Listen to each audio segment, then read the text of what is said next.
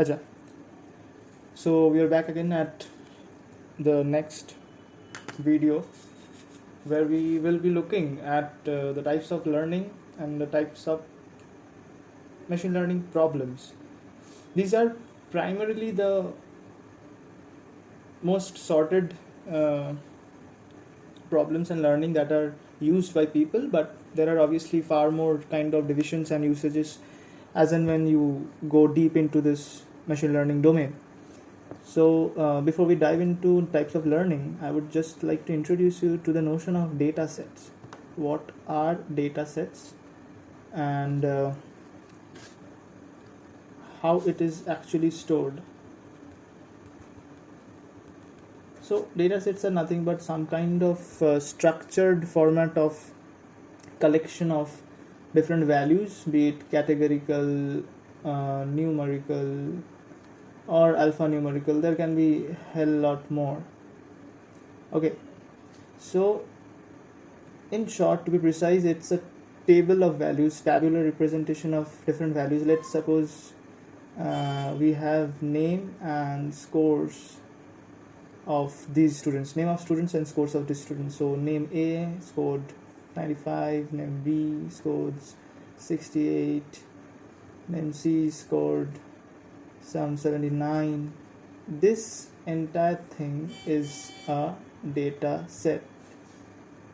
Alright, so we can also have multiple columns, and obviously we can have innumerable rows. Right, so these are the data entries. Data entries are nothing but rows, and the columns are nothing but features. Okay, so we will use these terms interchangeably many a times, so it is necessary for you to understand what we actually refer to as rows and columns. So this goes with the data set. Okay, so now let us understand what is a problem. Okay, we know when we are very small and when we are a child,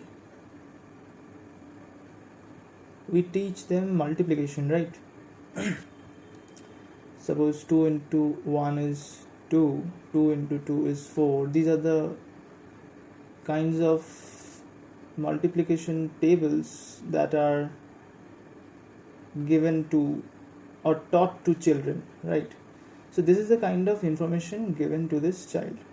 This is the data set. Let's say this is the data set. Okay, so now when the child is asked this is a 2's table, so 2's table, so the child only knows to multiply any number with 2. So we provide the child with any number, let's say 9.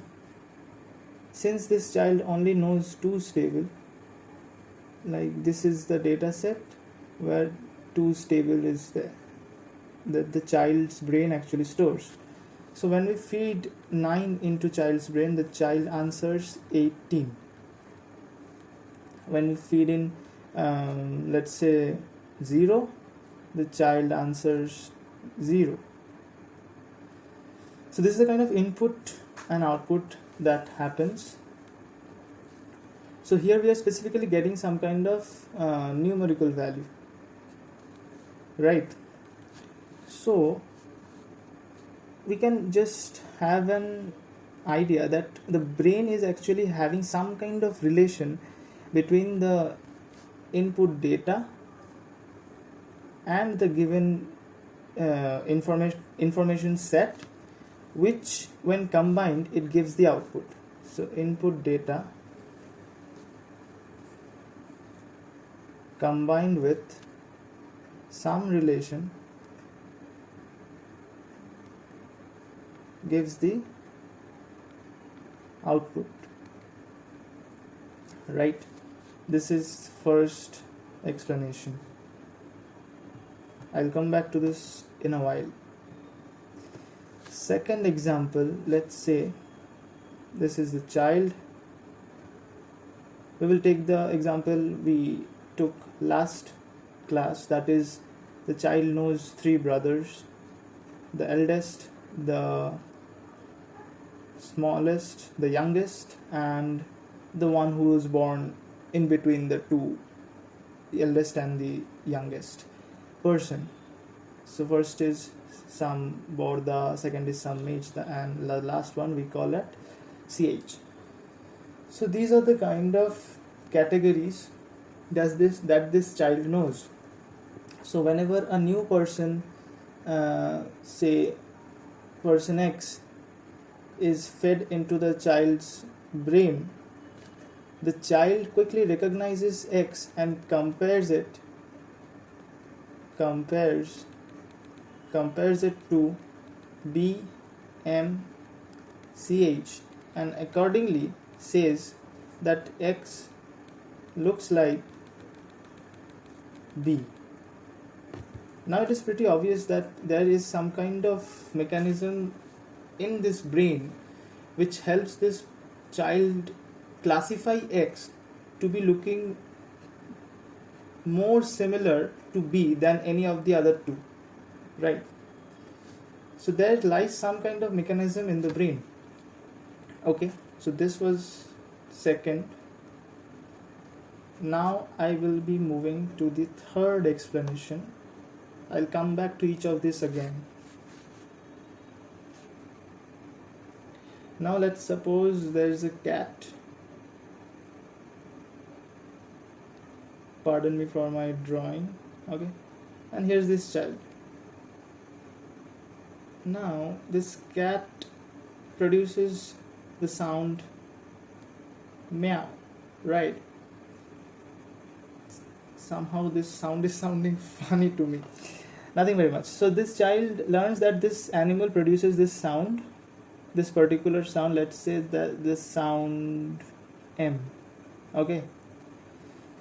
Now the child is unaware of any other thing that this cat does. So whenever this child encounters a cat, the child is prepared that the cat will make the sound M, right? For instance, if in any case the cat makes some other sound, say sound M2, the child is unaware of this thing. So what it does, it stores it in its memory, updates in its memory, and accordingly changes the way it acts. কারণ যখন বাচ্চাটা দেখেছিল একটা বেড়াল আসছে এবং সে একটা আওয়াজ করছে, the বাচ্চা was not doing anything, he was not acting. Now suppose the cat comes and starts to climb on the child. Obviously the child is unprepared for this kind of action, so on noticing this new action, the child, new action of say stimuli, right, the child is the agent. Based on this new action of stimuli, the child changes the action of response and hence proceeds. Alright, this was number 3. Cool. So number 1 was, there was something we were giving in as the input data. The child reads the data, and based on some internal relation that the child has already extracted, it gives an output. This is nothing but a proper example of regression, because there is some kind of relation involved, relation between input data features. I hope you remember what we are specifying as features. So this is just a real life example of how regressional models work. Alright, so now if we look at example 2, this is nothing but an example of classification. The child classifies the new unseen person to belong to either class B, class M, or class CH, right? It compares and does this kind of classification. Compares with what? With the already given data set, right?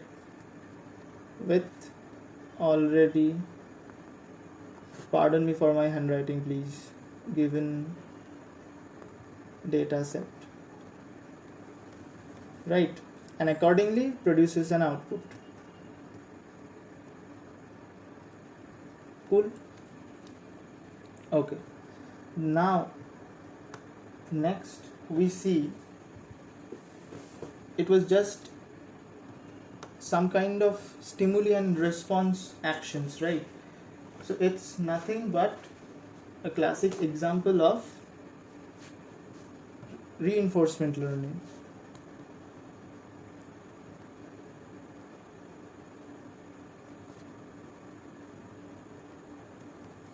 Cool. Okay, so why are we looking at all of this? We're just trying to correlate the kind of internal mechanisms that happen in each of these kinds of learning with some kind of real life examples. Okay, so if we just recap the kinds of learning, regressional learning is nothing but producing some kind of output based on some kind of relation between the input data features, right?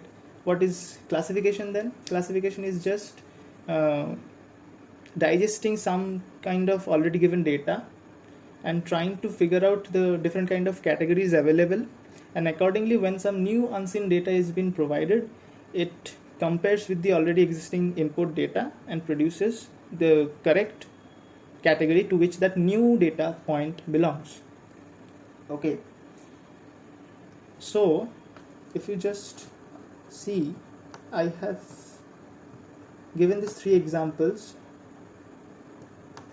where first two is actually two types of problems and this third one is actually a kind of learning.